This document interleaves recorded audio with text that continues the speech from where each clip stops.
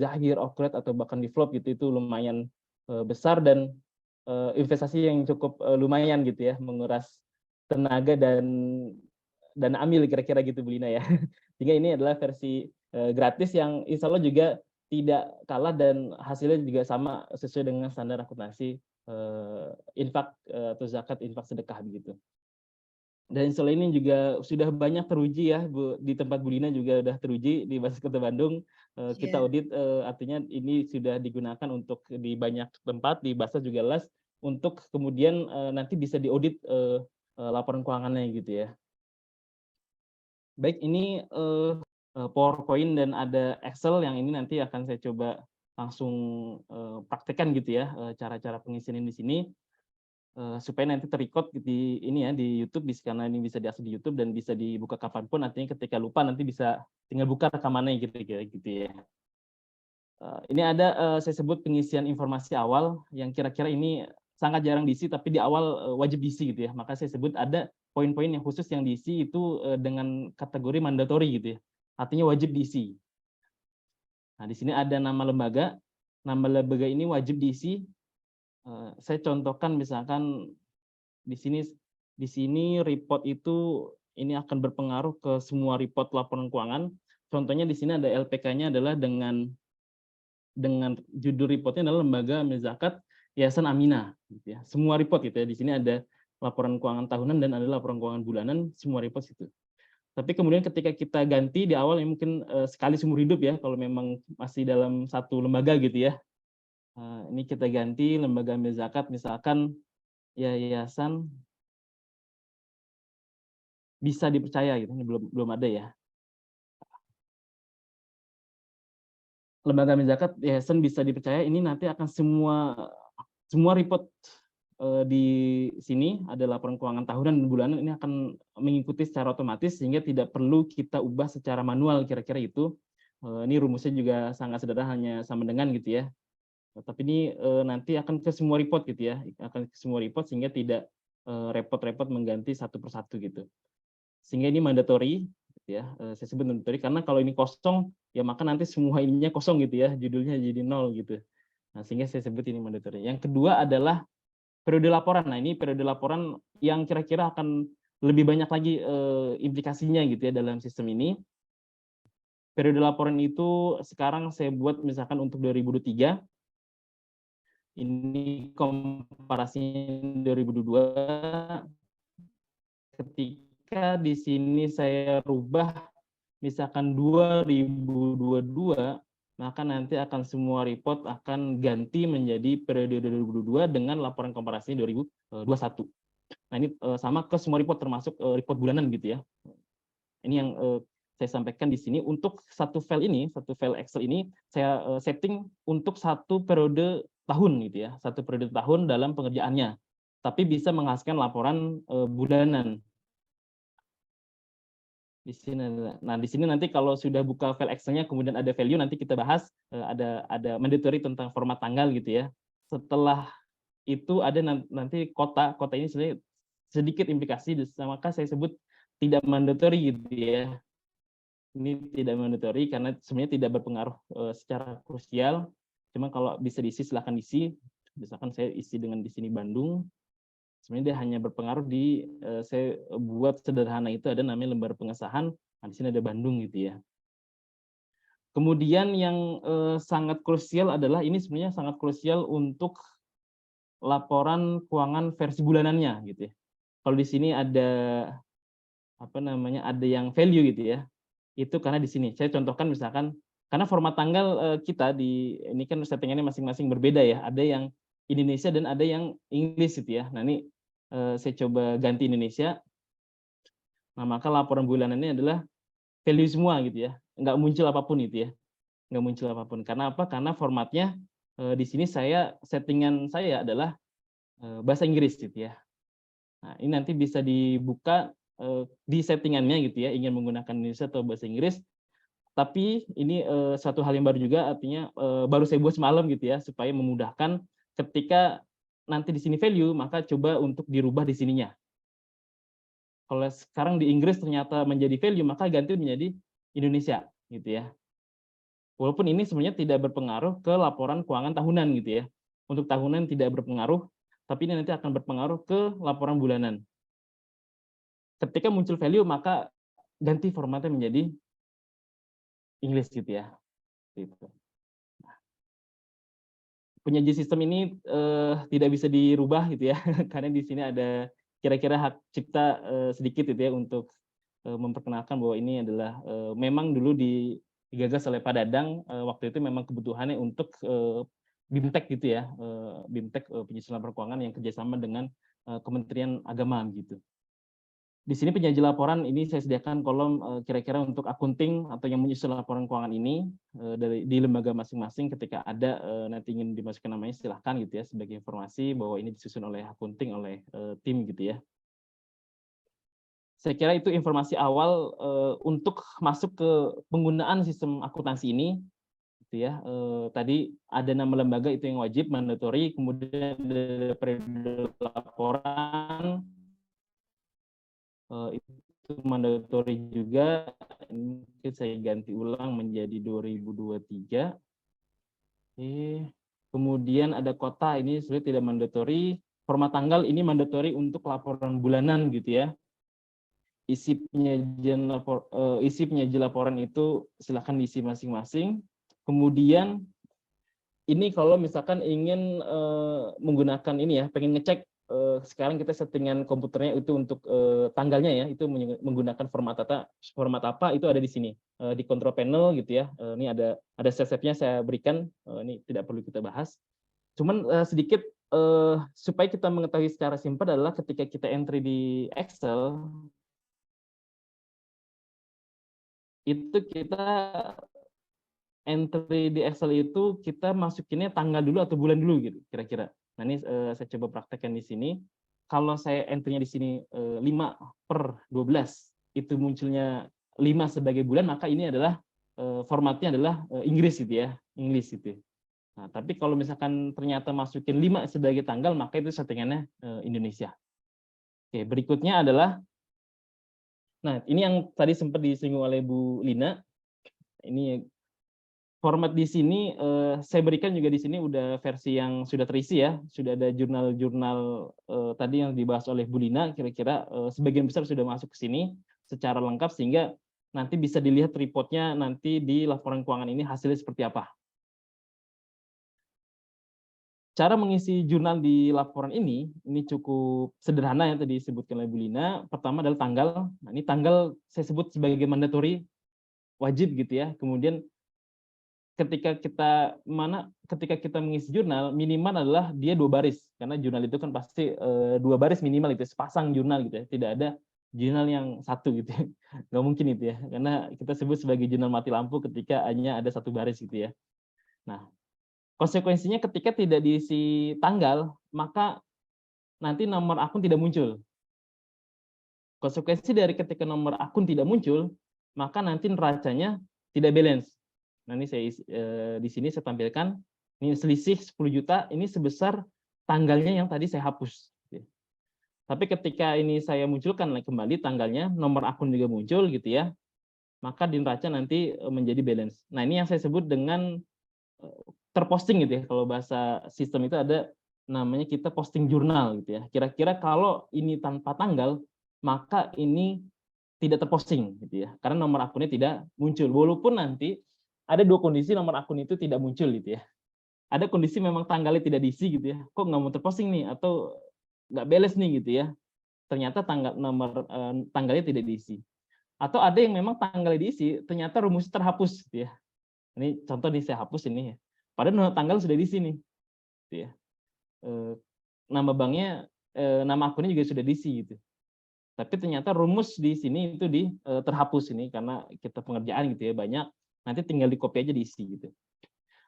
Kenapa saya bilang terhapus? Karena nanti ketika tidak ada belum ada pengisian nama akun, maka dia juga bentuknya kosong walaupun nanti di dalamnya kalau ketika kita klik di dalamnya ada rumusnya gitu ya, ada rumusnya. Jadi ketika kita udah isi nama akun dan tanggal, ketika dia masih kosong itu ada kemungkinan memang rumusnya terhapus gitu ya.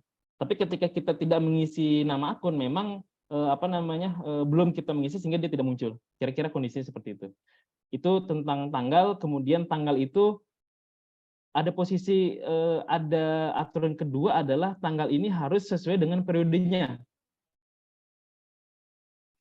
Di sini kita mengisi 2022 atau formatnya harus tanggal gitu ya. Ketika tidak format tanggal, maka nanti laporan tahunan itu tetap masuk gitu ya, tetap utuh gitu ya, tetap posting secara berhasil. Cuman untuk laporan yang bulanan itu tidak terposting secara benar. Nah, ini saya contohkan di sini kan ada laporan bulanan ya. Ini yang saya sebut laporan bulanan, dia ada pergerakan per bulanannya gitu ya. Walaupun tadi kita satu isi itu isi dalam satu kolom gitu ya. Nah, ini balance gitu ya, tidak ada selisih. Ini saya contohkan di jurnal. Ini saya isi dengan yang ada yang kadang typo gitu ya. Typo itu contohnya garingnya itu ada dua. Garingnya ada dua seperti ini. Nah, ini kan tidak terbaca sebagai format tanggal gitu ya. Cara melihatnya kalau secara singkat dia formatnya tidak lagi muncul bulannya. Itu pasti dia formatnya bukan tanggal gitu ya. Kalau seperti itu. Atau kita lihat di filter. Ketika di filter dia nanti muncul sebagai baris tersendiri, tidak masuk dalam kategori bulan dan tahun, maka dia formatnya bukan tanggal. Ketika sudah demikian, maka laporan bulanan nanti dipastikan dia tidak balance. Coba kita lihat, ini neraca bulanan, nah ini tidak balance. Jadi memang tanggal ini cukup sangat penting gitu ya. Penting untuk laporan bulanan, karena untuk laporan tahunan dia tidak melihat tanggalnya gitu ya, atau bulannya. Ini dia tidak balance, tapi untuk laporan bulanan dia menjadi sangat mandatory. Nah, kira-kira seperti itu. Ini saya kembalikan. Oke. Setelah tanggal, itu kita mengisi nominal. Nah, ini nominal. Ini kira-kira nih, kalau kita ada jurnal tapi tanpa ada nominal kan kira-kira nggak mungkin gitu ya. Atau jadi jurnal sampah kalau di sistem kita sebutnya ada jurnalnya gitu ya, debit kredit tapi tidak ada nominal. Sehingga ini menjadi mandatory, ataupun kalau tidak diisi ya sebenarnya dia tidak berpengaruh gitu ya. Tapi menjadi mandatorinya adalah dia harus balance gitu ya. Debit kreditnya harus balance. Ada kolom debit, kemudian ada kolom kredit. Nah, ini ketika saya hapus misalkan debit, maka nanti ada muncul notifikasi not balance. Ketika nanti ada muncul not balance, ini akan segera kita cari penyebab tidak balance gitu ya. Kenapa? Kalau sudah jurnal tidak balance, maka laporan sudah dipastikan tidak balance gitu ya. Kira-kira mandatori dari debit kredit ini adalah pengisian debit kredit harus selalu balance gitu ya. Kalau ada kaidah dasar akuntansinya adalah kalau sudah tidak balance maka sudah dipastikan salah, tapi kalau sudah balance belum tentu benar gitu ya. Jadi itu kaidah dasar dalam akuntansi gitu ya. Yang semester pengantar akuntansi itu sudah dikenalkan, kalau tidak balance itu sudah dipastikan salah, tapi kalau balance belum tentu benar gitu ya. Nah, ini sebenarnya kemudian pengisian berikutnya adalah keterangan. Keterangan ini sebenarnya saya di sini menyebutnya tidak mandatory ya, artinya secara posting sistem dia tidak berpengaruh untuk keterangan ini, tapi secara akuntansi ini menjadi masalah ketika tidak ada keterangan. Misalkan nanti ketika akan diaudit, kita menjadi bias ini transaksi apa karena tidak ada keterangannya gitu ya. Karena kemudian nanti dia berpengaruh ke buku besar. Ketika tidak ada keterangan, kita juga tidak bisa melihat keterangan, kira-kira seperti itu. Kemudian yang terakhir dari jurnal itu ada kolom bank. Kolom bank ini saya sebutnya informasi tambahan gitu ya. Ketika saya mengerjakan ini menjadi wajib saya isi, dia sumber transaksinya dari kas atau bank gitu ya. Kalau bank itu nanti saya sebutkan bank apa begitu ya. Ini sebagai informasi tambahan, nanti dalam mengelola jurnal ini sangat memudahkan kita ketika diberikan keterangan transaksi banknya, transaksi ini adanya di bank atau kas mana gitu ya. Walaupun di jurnal sudah ada, nah itu ya. Jadi nanti kita bisa, termasuk fungsinya ada di buku besar. Nah, ini kita sekaligus ke buku besar. Pengoperasian buku besar itu cukup nanti pilih nama akunnya, cukup pilih nama akunnya. Saya contohkan di sini. Di sini ada namanya Bank BSI atau sini Kazakat, saya pilih, otomatis nanti akan muncul hasil transaksinya adalah langsung transaksi Kazakat gitu ya. Jadi cukup hanya pilih nama akun. Kemudian tadi saya sempat singgung di sini sebagai informasi, misalkan kita ingin melihat penerimaan zakat. Di sini ada penerimaan zakat. Oke. Nah, ini. Kita jadi tahu misalkan penerimaan zakat fitrah ini dia adanya dari bank mana aja gitu ya. Sumbernya kas kah atau bank kah, nanti sebagai informasi tambahan di situ. Tapi sekali lagi ini tidak mandatory, tidak sama sekali mandatory gitu ya. Bahkan secara tadi kalau keterangan itu masih mandatory secara akuntansi, tapi kalau ini tidak berpengaruh sama sekali gitu ya. Tapi hanya sebagai informasi tambahan. Kemudian tadi yang saya agak lewat adalah cara mengisi nama akunnya. Ini ada beberapa cara gitu ya. Ini saya hapus terlebih dahulu. Bisa dengan kita memilih drop down di sini. Ini tombol drop down gitu ya. Ini ada beda. Kalau di atas itu filter ada yang sebelah kiri, tapi kalau ini ada di sebelah kanan. Nah, bisa kita pilih di sini. Atau kita bisa mengambil juga dengan nama akun yang ada di cowoknya, di daftar akunnya gitu ya. Ini saya filter yang ada saldonya gitu ya. Ini saya tampilkan semuanya. Misalkan saya pengen tadi kas gitu ya, kas zakat. Nah, ini masuk ke sini, maka bisa di copy paste dia ke jurnalnya gitu ya, ke nama akun. Jadi tidak harus misalkan harus nah, yang kedua juga bisa juga misalkan di sini kita sudah menjurnal dengan akun yang sama gitu ya. Kita bisa isi. Kita copy dari yang ada di sini. Gitu ya. Atau bahkan nih yang kita lebih cermat lagi, walaupun ini beda akun tapi kita copy, kita tinggal ganti ininya gitu ya. Apa sih namanya? Akunnya gitu ya. Dia lebih dekat jadinya ketika ganti akun. Nah, kira-kira seperti itu dalam jurnal. Dan tadi yang sempat disinggung oleh Bu Lina, kita tidak perlu lagi berbicara tentang pembuatan buku besar gitu ya, neraca saldo gitu ya. Kalau dulu di belajar kita pengantar akuntansi, kita perlu membuat neraca saldo, kemudian ada neraca saldo penyesuaian gitu, neraca saldo setelah penyesuaian gitu ya. Nah, itu kita tidak perlu lagi buat yang seperti itu. Kalau secara sistem dia nanti akan digabungkan. Maka saya sebut di PowerPoint saya adalah semua jurnal itu masuk dalam satu format jurnal umum. Jadi tidak dipisahkan antara jurnal umum dengan jurnal penyesuaian. Tapi kalau saya pribadi biasanya saya pisahkan di sini, di kolom bank ini. Ketika ada penyesuaian saya tulis di sini ADJ gitu ya, atau adjustment gitu ya. Jadi supaya kita bisa menampilkan jurnal-jurnal adjustment kita. Oke, kemudian ini kalau kita lihat ini rumus semua, yang penting jangan dihapus rumusnya gitu ya. Oke, kemudian neraca saldo juga sama, dia rumus semua. Kemudian ini neraca saldo bulanan gitu ya. Ini tidak usah dilihat rumusnya karena saya sendiri kalau dibahas juga pusing gitu ya. Tapi ini ada logika yang saya bangun di sini. Yang jelas ini rumus semua tadi, kita tidak perlu memikirkan kerja akuntansi lagi, kita cukup menjurnal gitu ya. Dan report ini akan langsung otomatis masuk ke sini. Oke, ini neracanya. Ini, nah nanti setelah ini kita bahas tentang saldo awal gitu ya, tentang saldo awal. Nah di sini ini adalah udah ada pergerakan dari tahun 2022 ke 2023 begitu ya. Kalau kita lihat di LPD-nya, nah ini adalah periode 2023 yang kita kerjakan tadi. Oke, ini balance itu ya. Karena kalau tidak balance saya buat nanti akan ada selisih di sini. Ya, contohnya sini saya hapus itu ya, maka dia akan muncul tidak balance gitu ya. Nah, hal terpenting berikutnya setelah jurnal gitu ya, itu adalah pengisian saldo awal. Nah, karena rata-rata lembaga zakat yang ada atau organisasi pengelola zakat yang ada adalah bukan lembaga baru yang baru berdiri gitu ya, walaupun ada beberapa, tapi saya rasa sebagian besar sudah berdiri dari beberapa tahun yang lalu begitu ya. Nah, ketika sudah ada saldo dari periode sebelumnya, itu nanti bisa dimasukkan ke sini gitu ya.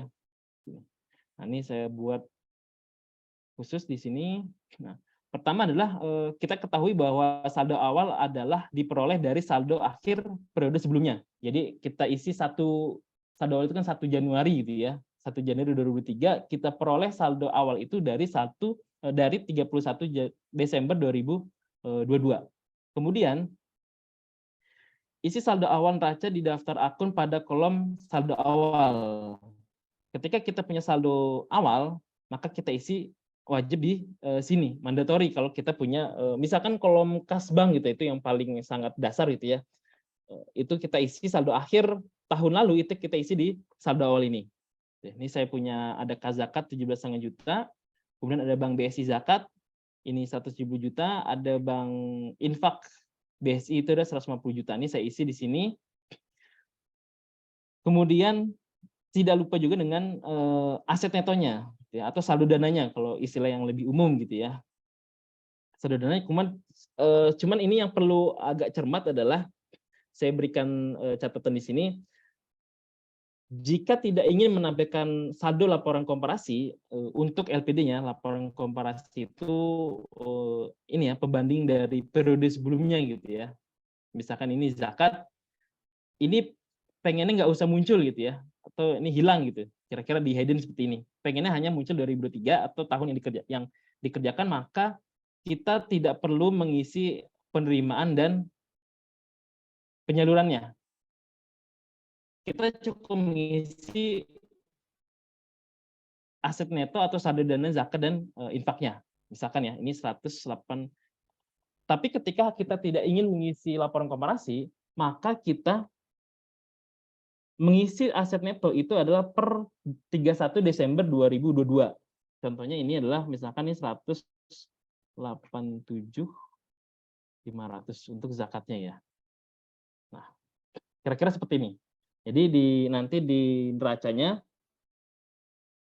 itu ada tetap komparasi, atau kalau ketika kita ingin hidden gitu ya, kita hidden juga nggak ada masalah ya. Nah, cuma catatan yang saya maksud adalah kita ingin menampilkan komparasi atau tidak gitu ya. Karena kalau ketika diaudit udah pasti harus muncul komparasi gitu ya. Bahkan syarat untuk WTP itu harus ada komparasinya gitu ya. Kalau untuk lembaga yang bukan yang baru gitu ya, itu menjadi syarat wajib untuk WTP. Tapi kalau misalkan ini hanya lapor internal, oke, nggak usah pakai komparasi, nggak ada masalah gitu ya. Itu tidak ada masalah. Cuman ketika kita ingin menampilkan komparasi, nah ini yang perlu ada cara pengisiannya gitu ya. Nah, ini yang saya sudah contohkan di sini. Ketika kita ingin menggunakan ini menampilkan laporan komparasi, maka kita isi saldo dana aset neto ini, itu posisinya adalah 1 Januari 2022 untuk aset netonya.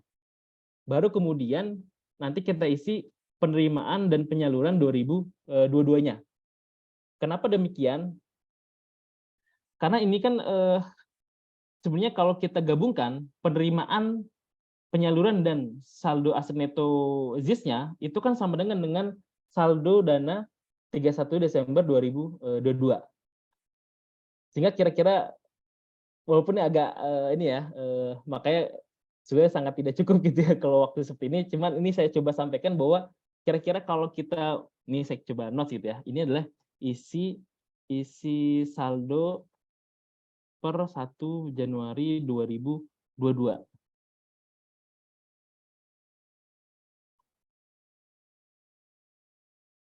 Di sini adalah penerima saldo 2022. Nah, kalau kita gabungkan, ini kan sebenarnya adalah saldo akhir aset neto per 31 Desember 2022 gitu ya, atau saldo awal 2023. Kira-kira seperti itu. Tapi kalau misalkan kita tidak ingin mengisi ini, tidak ingin komparasi tadi ya, kita maka cukup mengisi aset neto per 31 Desember 187.500 gitu ya misalkan. Nah, seperti ini. Kalau seperti ini maka di sini adalah 1 Januari 2023. Nah, kira-kira seperti itu. Semoga nanti kalau semoga ini paham, tapi kalau nggak paham nanti silahkan diulang-ulang di YouTube-nya gitu ya.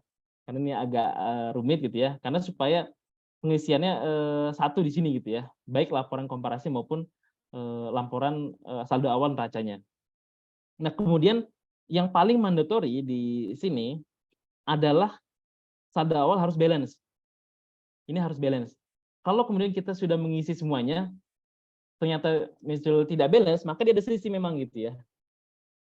Artinya memang kita harus mengisi saldo awal ini harus balance gitu ya. Kalau jurnal itu harus balance, saldo awal juga harus balance gitu ya. Balance itu kata kunci yang memang harus balance itu ya, nggak boleh muncul tidak balance. Jadi harus balance gitu ya, baik saldo awal maupun jurnal gitu ya. Karena ada kalanya nanti kita mengisi ini ketika kita sudah saldo awal balance, kemudian jurnal itu balance, tapi ternyata laporan tidak balance. Kalau terjadi hal seperti itu bisa jadi ada tanggal yang misalkan lupa diisi gitu ya, ada rumus yang terhapus misalkan ada. Nah, itu bisa hal-hal yang lain gitu ya. Cuman paling dasar adalah saldo awal dan jurnal umum dia harus balance. Oke. Itu tentang pengisian saldo awal. Nah, ini saya sebutkan wajib balance gitu ya. Oke. Setelah kita pengerjaan saldo awal dan jurnal dua itu, maka sisanya dia adalah menjadi kerja dari Microsoft Excel ini gitu ya. Tadi misalkan buku besar, ini buku besar kalau di sistem ini sebenarnya kita hanya filter aja sebenarnya, filter berdasarkan akun. Kan fungsi jurnal itu kan sebenarnya pengklasifikasian gitu ya, pengklasifikasian. Sehingga ini kita melihat hasil klasifikasi kita gitu ya. Melihat hasil klasifikasi kita. Kemudian nanti ada ada raca saldo gitu ya, atau di bahasa sistem itu kita sering sebut itu trial balance gitu ya. Nanti ada back bal gitu ya, beginning balance gitu ya, ada end bal atau di sini ada saldo akhir.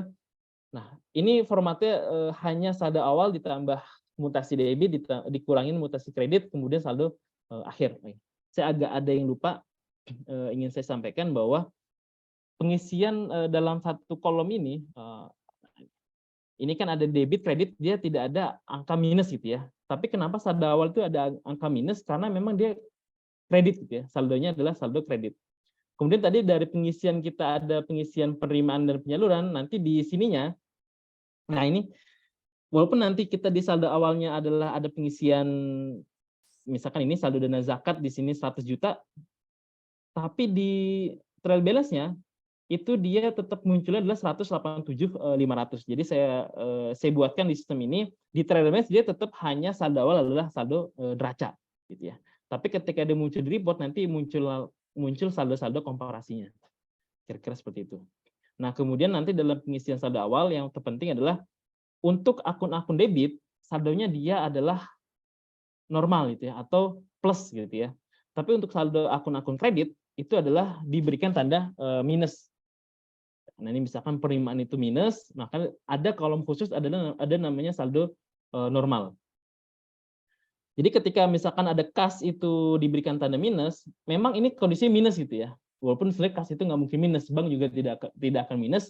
Yang ada adalah kita pasti punya hutang di sana gitu ya. Kalau kas misalkan minus 5 juta pasti itu menggunakan dana pribadinya gitu ya, atau ditalangin kira-kira seperti itu. Sehingga sebenarnya tidak mungkin minus. Mungkin bisa minus artinya kalau ada saldo normalnya debit tapi kemudian di minus saldonya itu mungkin saldonya yang salah gitu ya. Itu mungkin 90% saldonya salah gitu ya. Tapi misalkan ada dana zakat, nih aset neto zakat, penerimaan dia maka saldonya adalah minus gitu ya. Oke, itu untuk pengisian saldo awal. Saya lupa tadi mulai jam berapa ya. Saya takut agak ini. Baik, Pak Kemudian Jatmiko sampai 11.20 untuk 40 menit. 11.20 ya, 6 menit. 6 menit lagi ya. Oke, baik. Terima kasih, Bu. Ini tadi sudah kerja rumus itu ya, kerja Microsoft Excel dengan rumusnya.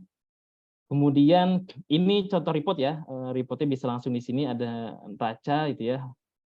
Walaupun raca itu masih dipakai istilahnya itu di ini ya SAK etap gitu ya.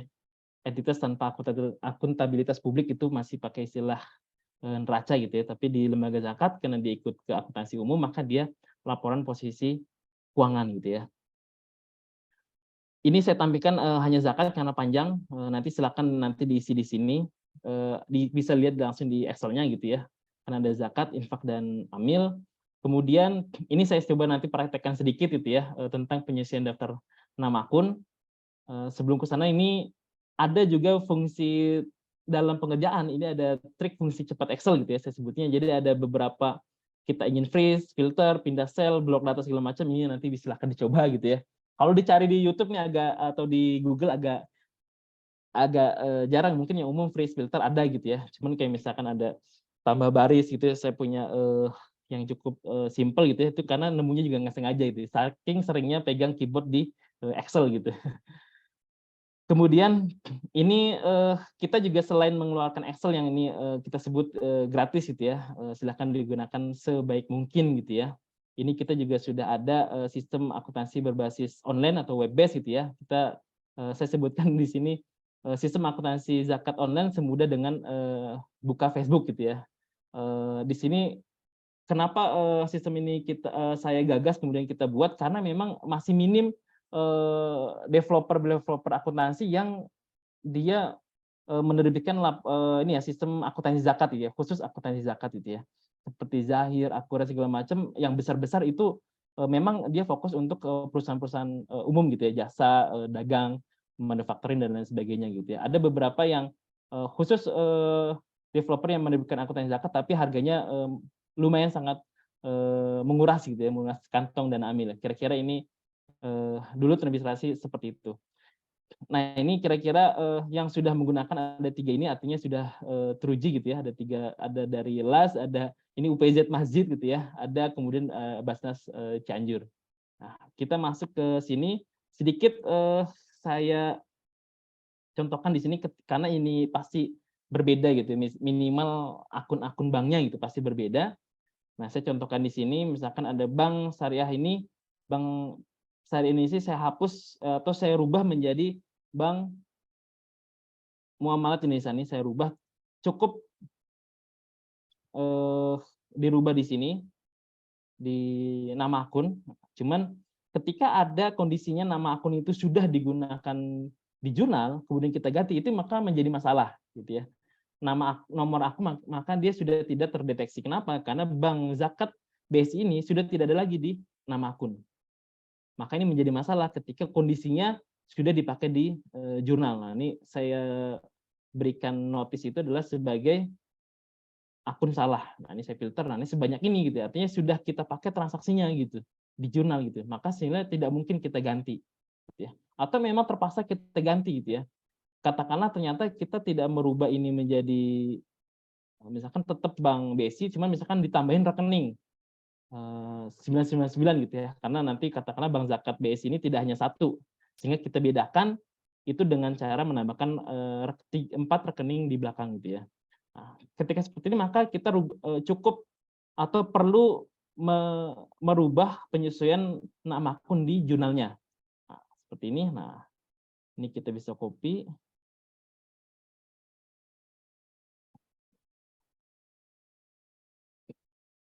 Walaupun ini sebenarnya bisa langsung aja dipaste ke bawah, cuma karena ini ada format ininya ya. Nah, ini sekaligus.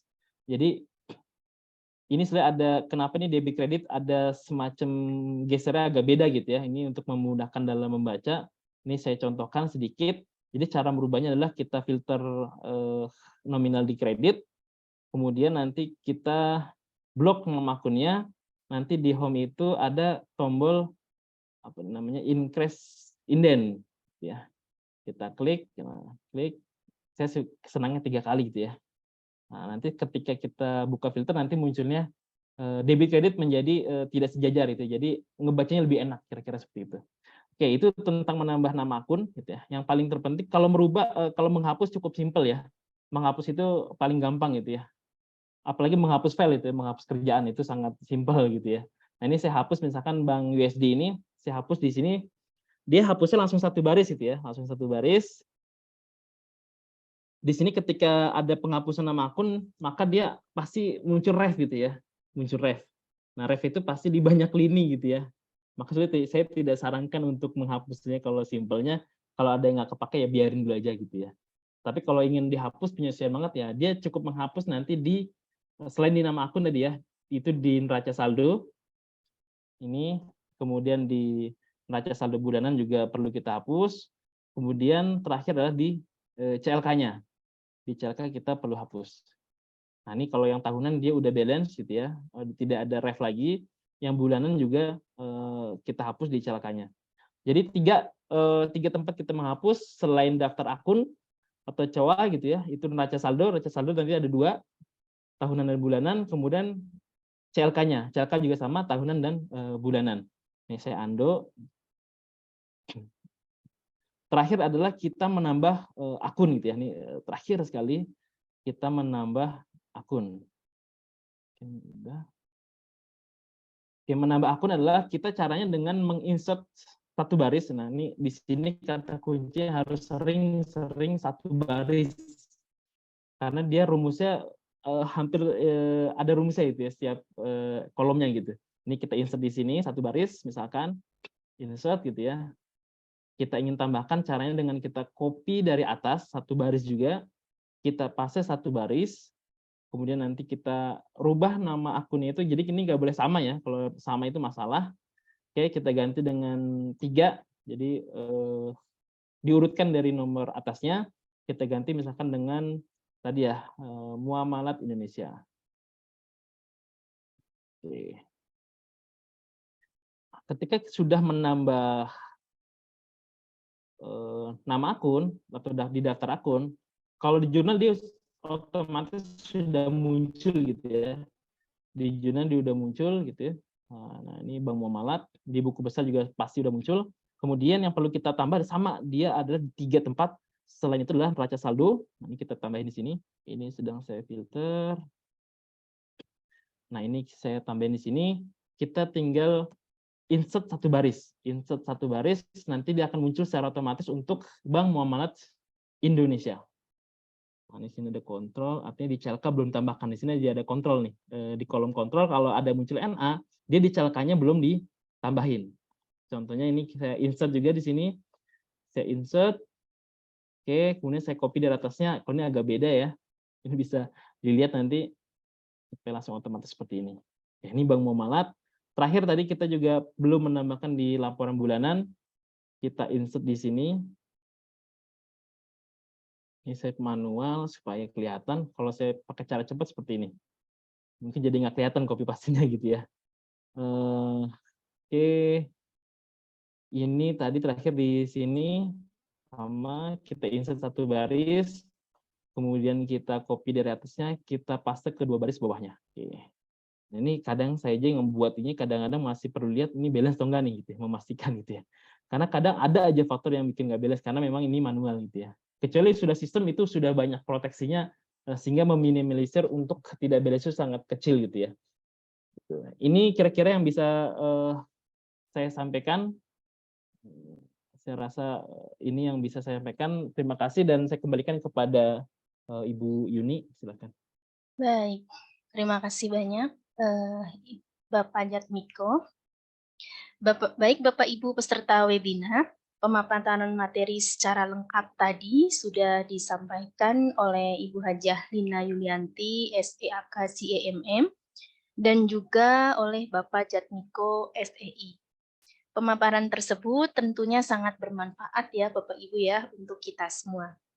Baik, ini yang kita tunggu-tunggu mungkin ya Bapak Ibu peserta ya, luar biasa nih Bapak Ibu narasumber ya, sudah banyak sekali chat yang masuk, pertanyaan ya yang masuk di room Zoom dan juga di chat YouTube ya, nanti saya akan bacakan. Karena waktu ya Bapak Ibu, mohon maaf nanti kalau ada pertanyaan yang nantinya tidak disampaikan semua atau tidak dibacakan semuanya ya Bu Lina ya dan Pak Jatmiko ya, seperti itu. Mudah-mudahan nanti kita bisa bertemu di event-event selanjutnya, bisa terjawabkan semuanya. Baik, saya akan coba untuk membacakan yang di channel YouTube terlebih dahulu ya Bapak Ibu ya. Yang pertama tadi yang sudah mengirimkan adalah dari Pak Aminto Santoso ya. Ini untuk Bu Lina ya.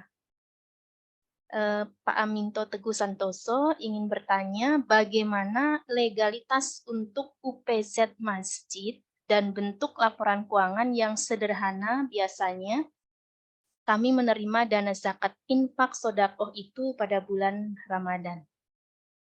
Silakan akan dijawab langsung satu persatu mungkin ya Bu Lina ya. Oke, baik Bu. Ya. Ini terima kasih. Punten ini yang screen share siapa? Ya, itu M Gelar Faisal, mohon share screen-nya di stop dulu. M Gelar Faisal, Oh, udah. Baik. Baik, terima kasih. Silakan Bu Lina. Baik, terima kasih.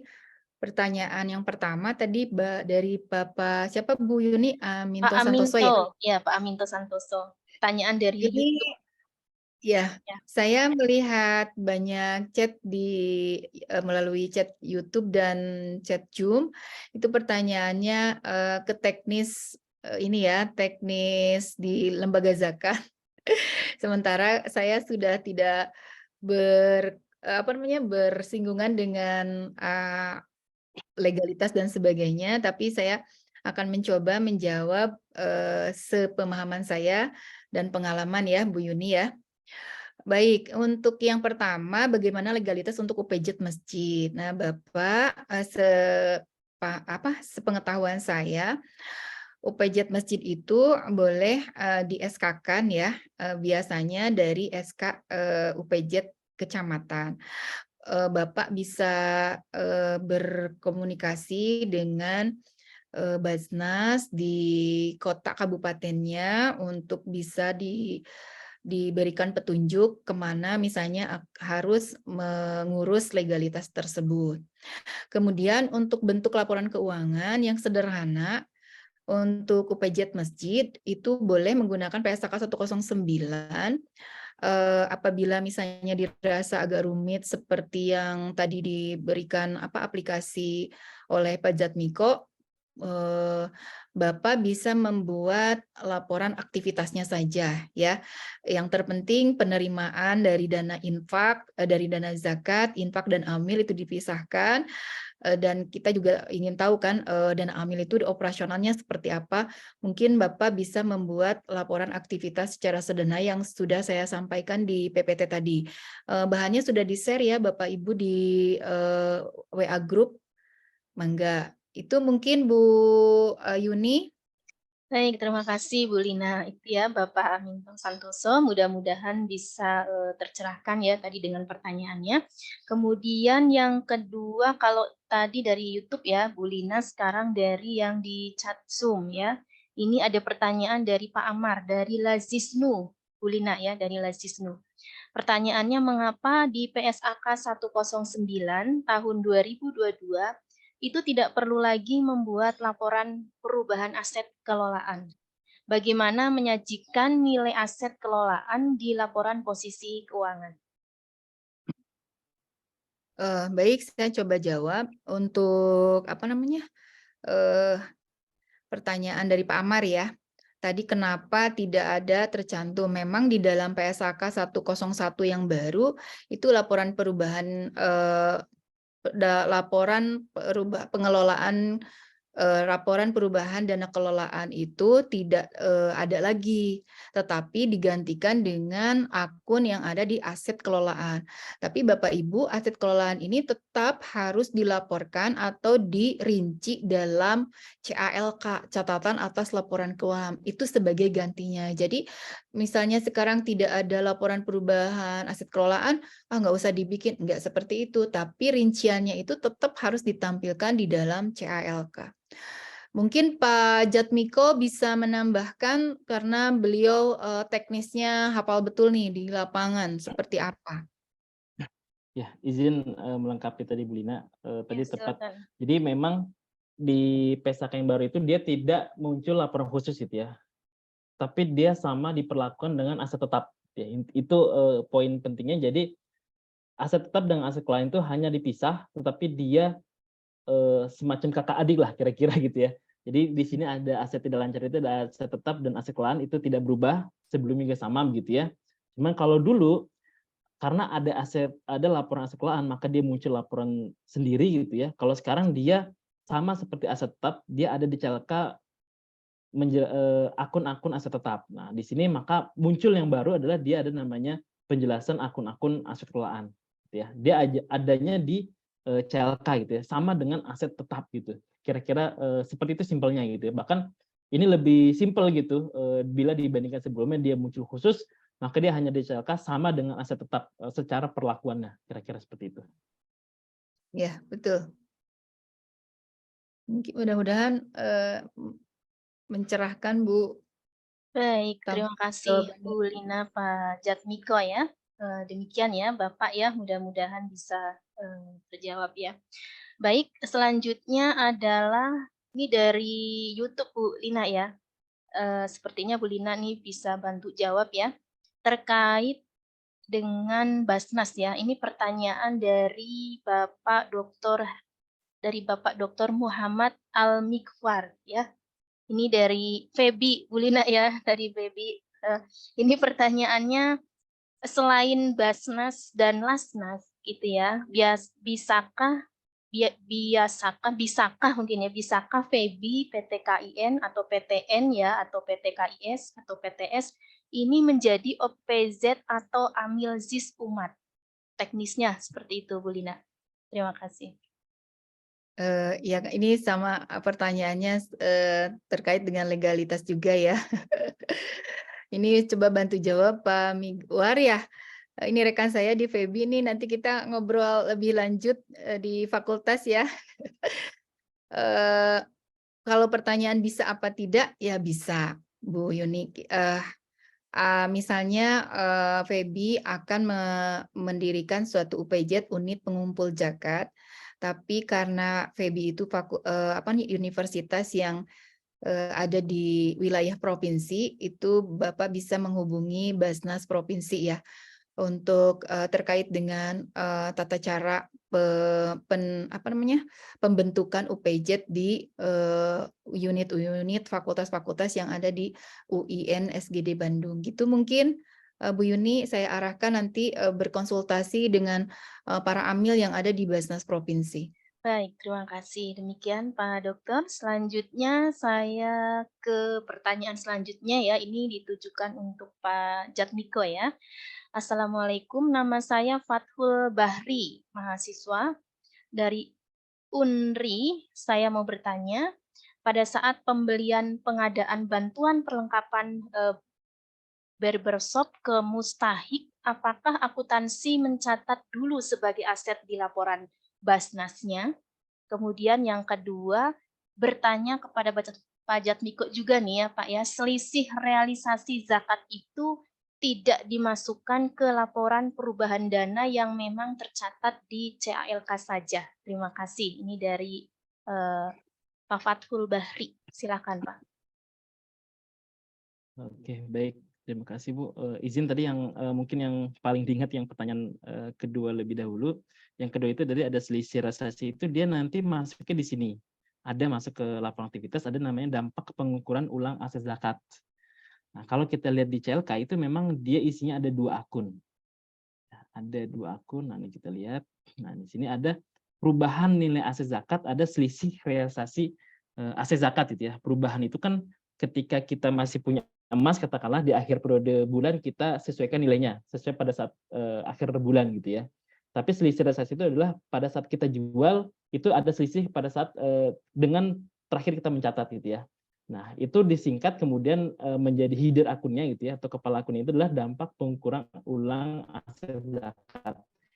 Ini sama di infak juga sama dan dia harus masuk gitu ya, harus masuk ke laporan aktivitas karena kalau nggak masuk dia nanti nggak beres. Itu yang pertanyaan kedua. Yang pertanyaan pertama bisa treatmentnya memang bisa langsung penyaluran gitu ya, artinya karena memang dia biasanya kalau yang seperti itu bisa 2 treatment itu ya, bisa uang muka dulu, bisa langsung penyaluran bahkan bisa ke perlengkapan dulu gitu ya.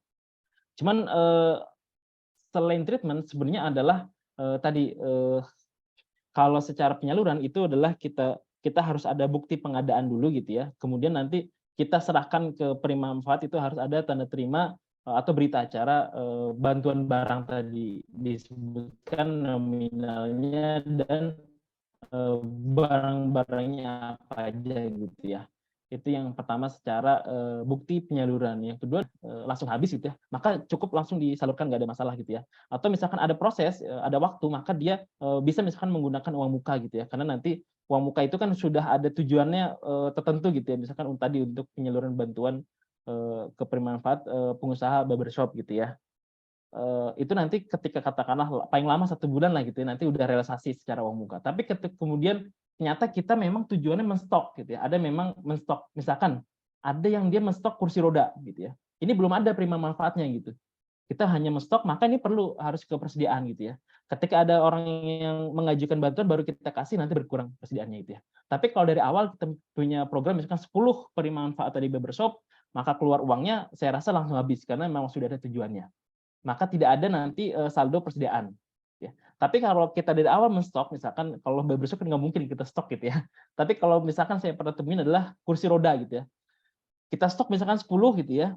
Kemudian nanti ada orang pengajuan, gitu ya. Nanti berkurang satu, maka itu wajib persediaan gitu. Saya kira itu. Baik, terima kasih Pak Jatmiko. Mungkin ini pertanyaan nyambung ke teknis juga ya Pak Jatmiko terkait bagaimana cara memperoleh ya atau mengunduh aplikasi pengolahan ZIS yang tadi Bapak sudah jelaskan. Ini dari Pak Amar dari Lazisnu, ini pertanyaan sambungan tadi ya. Mungkin bisa disampaikan singkat mungkin ya Pak. Untuk yang Excel tadi sudah di-share di grup WA ya, saya rasa itu udah ada, kemudian juga Ya, dengan sudah. ada password-nya. Kemudian cara petunjuk juga saya coba sampaikan ada di PowerPoint-nya gitu ya. Tapi kalau untuk yang online itu tidak diedarkan secara gratis, kira-kira seperti itu. Nanti bisa buka website-nya atau di website juga ada kontak saya, kalau ada yang ini juga ada kontak saya. Saya kira itu. Baik, terima kasih. Tapi kalau yang di aplikasi Excel tadi bisa diakses ya, Pak Ya, Jatmiko betul. ya? Baik, bisa langsung Betul. dipergunakan tapi dengan memasukkan password yang tadi sudah disampaikan. Gitu ya, Pak Amar ya? Baik, terima kasih.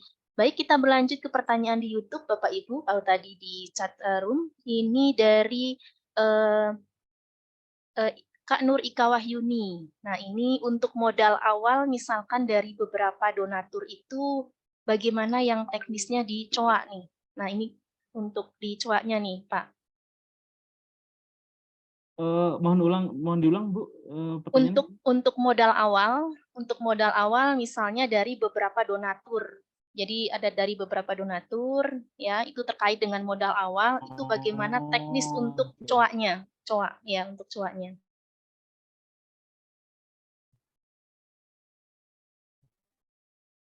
Baik, silakan Pak Jatmiko. Sebenarnya kan kalau lembaga zakat kan dia nggak ada, di lembaga zakat kan nggak ada istilah modal atau equity tadi ya, sempat disinggung di Belina, adanya aset neto. Maka ketika ada modal awal atau katakanlah ini kan sebenarnya tinggal pertama kembali ke akadnya gitu ya.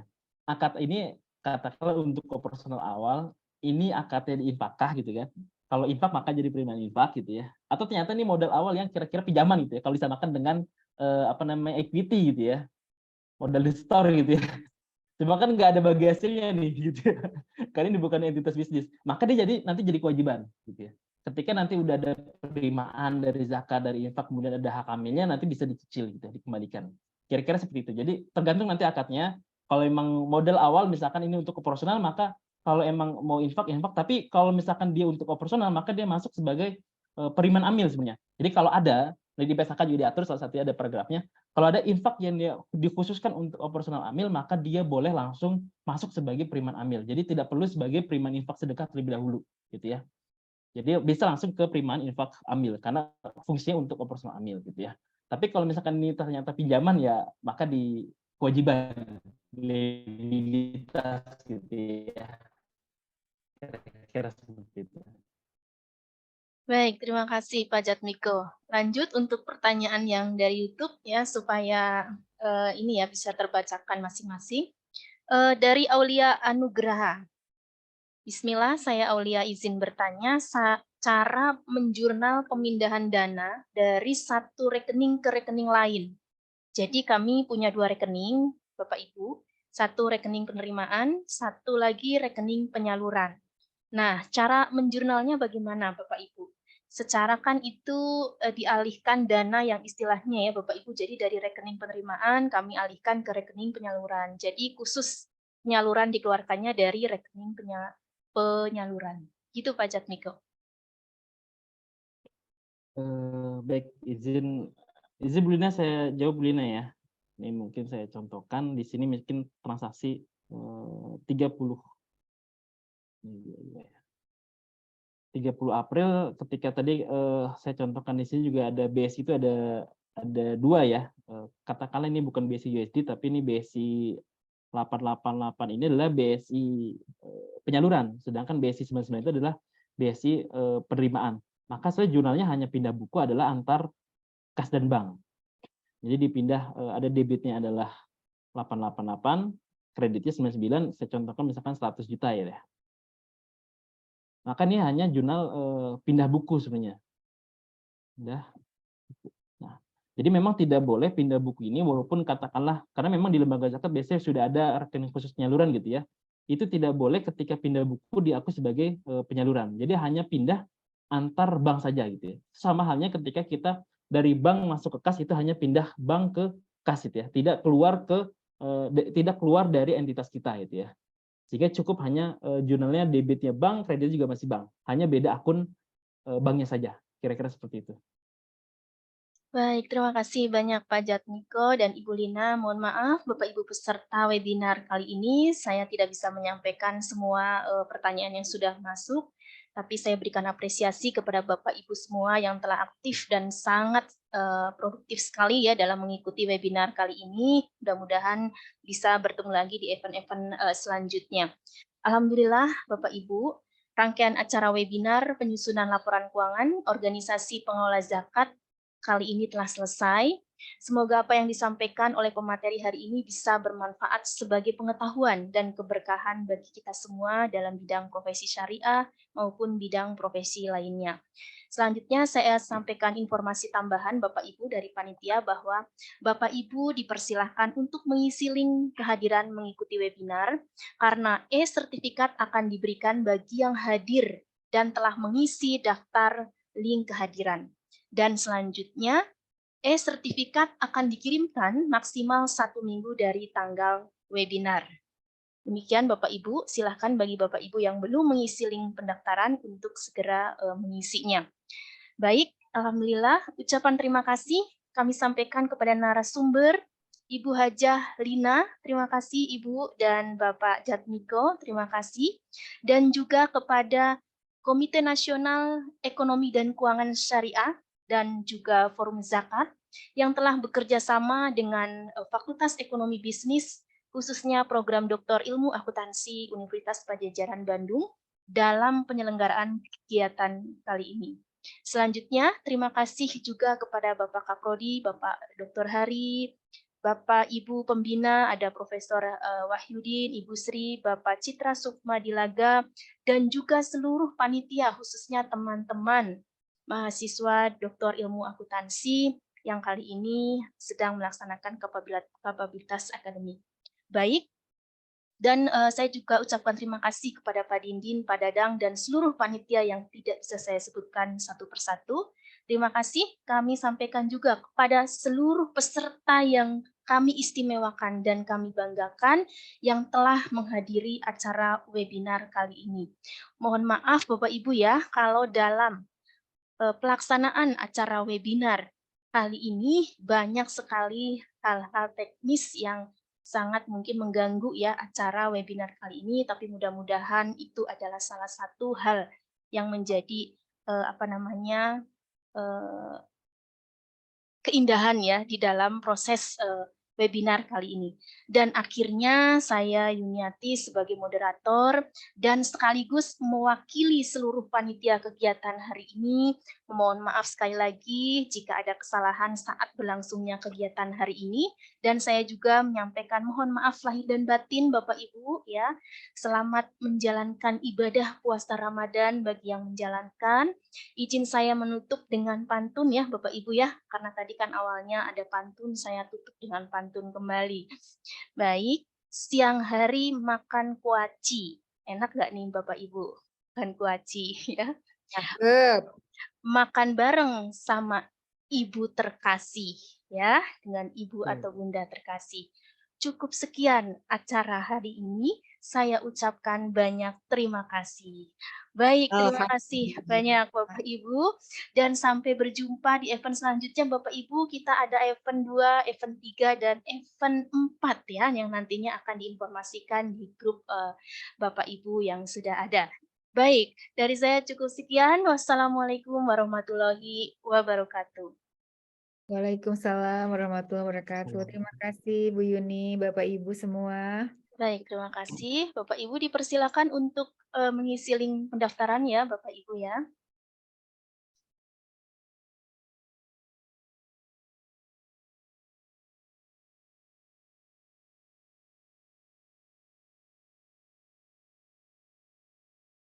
Baik, terima kasih Bapak Ibu semuanya.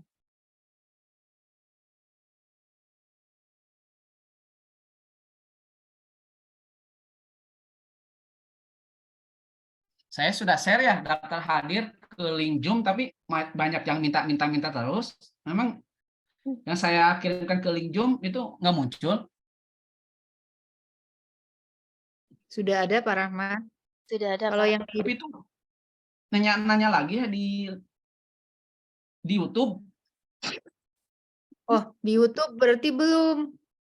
Saya sudah Setahu share berkali-kali di YouTube. Apakah mohon link saya absensi juga di-share di Mangga sini. Bapak Ibu bisa udah katanya.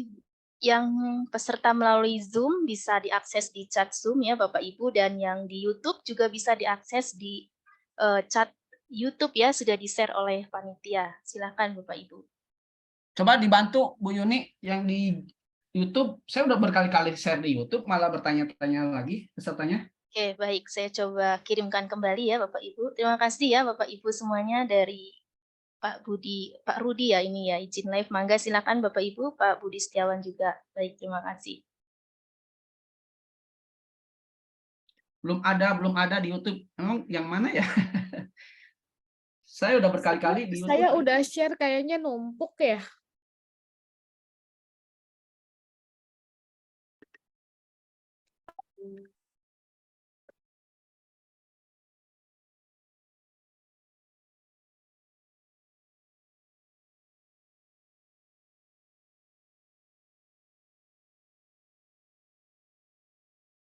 Tolong dibantu yang di